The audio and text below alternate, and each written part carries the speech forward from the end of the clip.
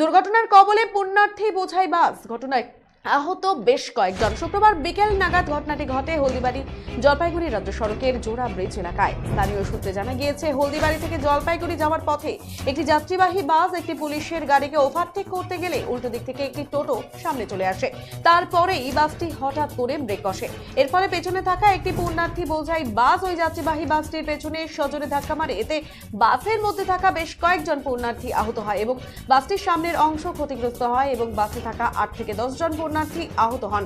তাদের উদ্ধার করে হলদিবাড়ি গ্রামীণ হাসপাতালে নিয়ে যাওয়া হয়। জানা গিয়েছে, ওই পুণ্যার্থীরা জলপাইগুড়ি থেকে একটি বাস ভাড়া করে সাতকুরা গর্তেশ্বরী মন্দিরে পুজো দিতে গিয়েছিলেন। ফেরার পথে দুর্ঘটনার কবলে পড়ে তাদের গাড়িটি। ঘটনার তদন্ত শুরু করেছে পুলিশ। আমরা তো আসতেছি সামনে, আমি সামনে দাঁড়ায় আছি, আসতেছি ওই গাড়িটাও যাচ্ছিল। মালিকুল ইসলাম। কি হয়েছে? কিছুক্ষণ আগে ঘটনা ঘটছে, একটা বাস সামনে যাইতেছিল, তার পিছন থেকে একটা বাস এসে বাসের পিছনে ধাক্কা মারে।